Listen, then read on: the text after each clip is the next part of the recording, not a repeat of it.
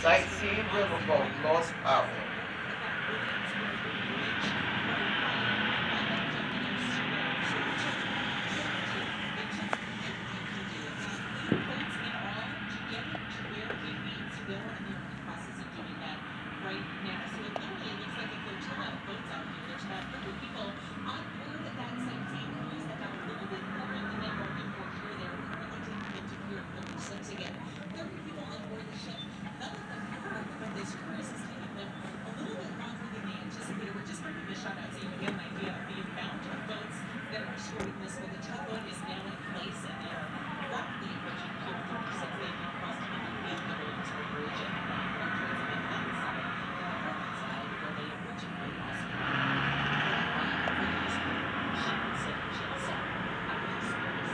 All right, Shannon, thank you. There is an investigation now being launched in Westchester County into how a prisoner was shot inside a police car. It's the latest incident in prison by the police department.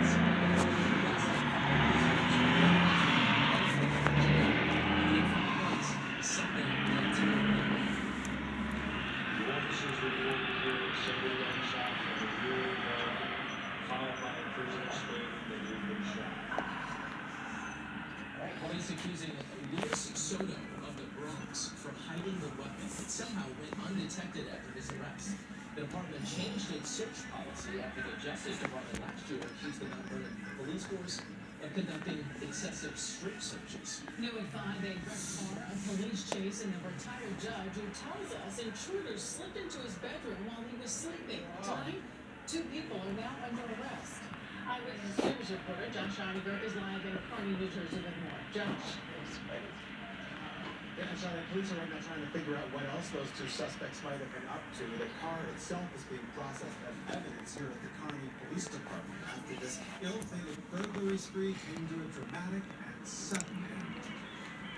When it was over, the brand new shiny Mercedes sat wrecked on the side of a New York street. Then I saw my one tire went to zero under pressure, so I knew that tire was gone.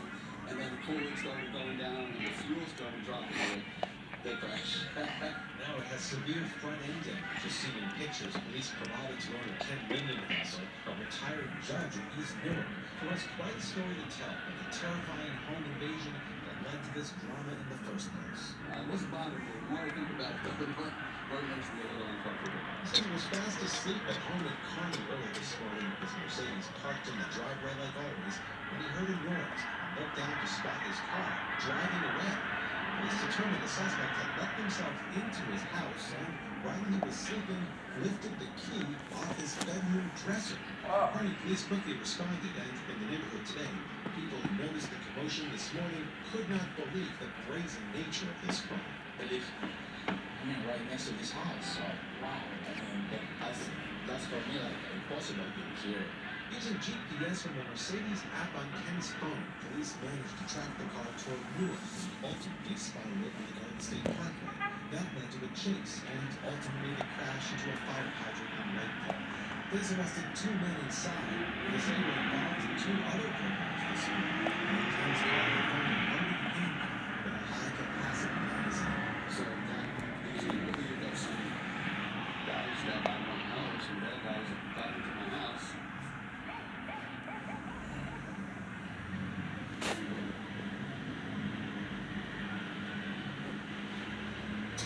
It was a pretty creepy feeling for him standing there, knowing now that they were likely armed with that handgun. Now, in the car, police also found belongings of somebody else. So they're trying to figure out what other burglaries might have been committed by these 2 suspects. They're in custody right now. Charges against them pending. We're live in Kearney, New Jersey tonight. Josh Einiger, Channel 7. Eyewitness. Will suspect picked up by 5:30 at the church. Luring and stalking a 14-year-old girl in No, we're the gonna Bronx make our way was no there. stranger to the police department. Police say 45-year-old Neil Kennedy has at least 7 prior arrests. Yesterday morning, they say he saw the girl walking through Seton Falls Park on her way to school and ordered her to lift her shirt while he performed a rude act. Neil was arrested last night and is now facing charges including harassment and endangering the welfare of a child. A critical deadline set today in the Aton Hates case. A federal judge says the prosecutors want to retry Pedro Hernandez. They have until June of next year. Otherwise, Hernandez will be released from custody. In July, an appeals court threw out his 2017 conviction, saying the trial judge gave bad jury instructions. Hernandez confessed in 2012 to killing the little boy in 1979, but Hernandez's competency has been an issue. We want to turn now to the weather. It looks like we have a nice week on tap, and meteorologist Lee Goldberg is in his backyard tonight with the AccuWeather forecast. Lee, beautiful day out there. Oh, it's just incredible. It's one of my favorite days of the year because the colors are so brilliant. It's just comfortable enough for the afternoon. The winds it back on. The foliage just really starting to come across the area. And we have a really nice weekend forecast to tell you about. So check in the boxes all around. Well, here's the deal. The weather lead today is that it's going to be chilly tonight and into tomorrow morning, and then we'll start on moderation. There's a frost advisory across Pennsylvania and New Jersey, specifically parts of Passaic County. The Little Hudson Valley, to the Hudson Valley to interior Connecticut. So we'll get through that short morning, which I'm just going to get a little bit of western most New Jersey. Turn on a little bit. Comfortable 62 years, guys. It's still a bit of a chill. A couple of breeze, it gets a little brisk, but overall, it's really good backing off from yesterday. We'll drop to the 50s. Oh, it just blowing up. Skies. Although I do think we'll have some high It's highs all over there. later tonight, but there will be some 30s in the 70s. You see a few of those clouds now, but there are a lot more off to our north and west of the core over the long. And that's good news because it's a leading edge of bad air, but also make the sky not as brilliant as it is today, a little bit more milky sky. Still, very, very nice to see those clouds streaming in on the future. The pumpkin's gonna fall. Look, look. Tonight, still 30s and 40s. Your highs tomorrow by afternoon after the chilly start will be in the mid-60s, maybe the upper 60s across the entire parts of the state. So coming up in the AccuWeather forecast, we time the next round of rain, which could actually include a rumble of thunder Sunday night. We have a foliage report because we're really getting to a peak in some of our northern and western suburbs. No worries, the winter outlook, so more on that. And I'll talk about an extended forecast in the long range. They can help us Out there, the kids, you see them? more on that in 7-day AccuWeather forecast in backyard. Just a little bit. They out there? I'm gonna call them. I forgot them. No kids. Oh, they on the one bus? None. I can see detour bus A9 go to Brookville with the 1-5 house. And Mike, there is plenty of post-debate spin, but the fact is the clock is ticking, the election is almost here, and the newcomer Zoran Mamdani is holding strong, and the career politician Andrew Cuomo is seeking a path forward, but the only viable path would require Curtis Sliwa dropping out of the race. Only man, if Sliwa was not in the race, it's either head-to-head or win. He has a very narrow path to winning this race. He can't keep pace with July lined up. It's over for him. It's from a different age. Three candidates all talking today about whether Andrew Cuomo, the former governor of New York, has a shot of beating the frontrunner and Democratic nominee for mayor, Zoran Mamdani. Mamdani today held a reverse town hall listening to union members about their concerns. He believes New Yorkers want a new kind of leader. Going to pick someone who actually has a new vision for the city, not the same. Because if they wanted the same, then that would mean that they'd be comfortable with the most expensive city in the United States of America. And I speak to New Yorkers, I know that they are nowhere near comfortable with that. Curtis Sliwa, the Republican nominee, hit the subways as he often does. Sliwa said he would take aim at Mamdani's lack of experience in the next debate. Well, he's forced to talk about anything other than affordability. He is hopelessly naive. He talks from the land of fantasy, not reality. And I'm going to pin him down because he's really not knowledgeable about these critical issues. Meanwhile, on the radio this morning, Cuomo said President Trump could ask the state Republican Party chair to remove Sliwa from the race, though Sliwa's name would still be on the ballot. Cuomo wants New Yorkers to realize a vote for Sliwa is a vote for Mamdani. Curtis Sliwa cannot win the race. I believe he's there as a spoiler because the Republican Party bosses want to see Zoran Mamdani win for their own political purposes. Now, Sliwa has said, Curtis Sliwa rather, has said that he has no intention of dropping out of the race. And according to a new Fox News poll, Sliwa has 13% of vote. That is down slightly from the Queen of Kiev poll last week. But Mamdani in this newest poll has gained on Cuomo, leading 49% to Cuomo's 28%. Mike? Well, thank you. You can watch Bill Ritter's entire interview with Andrew Cuomo coming up on Up Close Sunday morning at 11 o'clock right here on Channel 7. You can also watch his previous interview with Curtis Sliwa at 86 AM. Well, President Trump showing hesitancy about the idea of selling Ukraine long-range Tomahawk missiles. Ukraine's president today made him an offer. Trump is hosting Volodymyr Zelensky at the White House this afternoon. In recent days, Trump had seemed open to selling Ukraine Tomahawks for its war with Russia.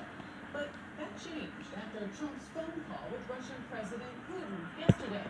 Today, Zelensky suggested providing the U.S. with its drones in exchange for Tomahawks. And Trump indicated possible interest. The United States has Tomahawks and other missiles, very strong missiles, but they can have our thousands of drones. That's why where we can work together, where we can strengthen American production. Earlier this year, Trump had vowed there would be a trilateral meeting with Putin and Zelensky, but Trump now says he will meet again with Putin one-on-one in Hungary within the next 2 weeks. Former National Security Advisor John Bolton entering a plea of not guilty today. He appeared in a federal courthouse in Maryland to answer to these new charges of mishandling secret documents. The indictment came yesterday, months after Bolton's home was raided by the Iraqi Bolton worked in the first Trump administration, but really became an outspoken critic of the president. The president later accused Bolton of wrongdoing and said he should go to jail. And still to come on after the news at 5, racist and violent messages exposed. Now New York's young Republicans do about its future. It's meant to be a celebration of free media and church. Somebody jumps on the stage with a gun. It happened in Union Square. We'll tell you who jumped this to prevent a possible tragedy. And we're following breaking news. Prince Andrew officially drops his royal title. But why now? And what does he need to do with his family?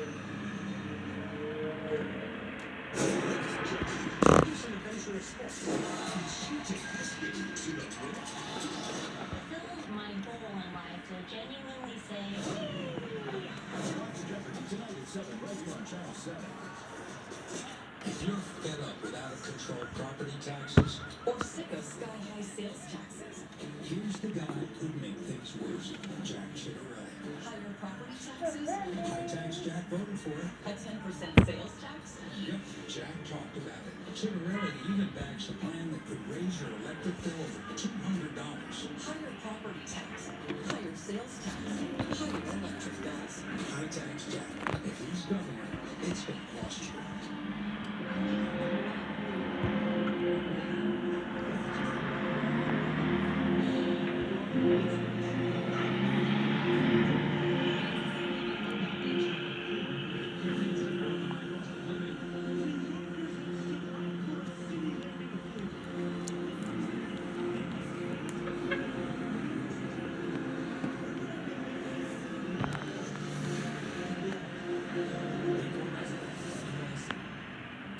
Don't take slow for an answer.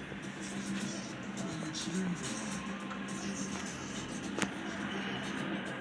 or when you're looking for a new friend. Don't take slow for an answer. Starting at $40 a month, the fastest, most reliable fiber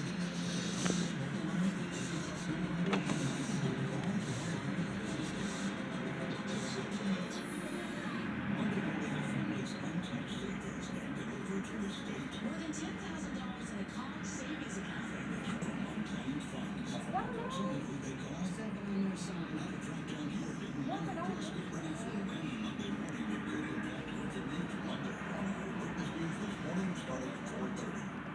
Eyewitness News needs your help to protect our children. Have you seen Virginia?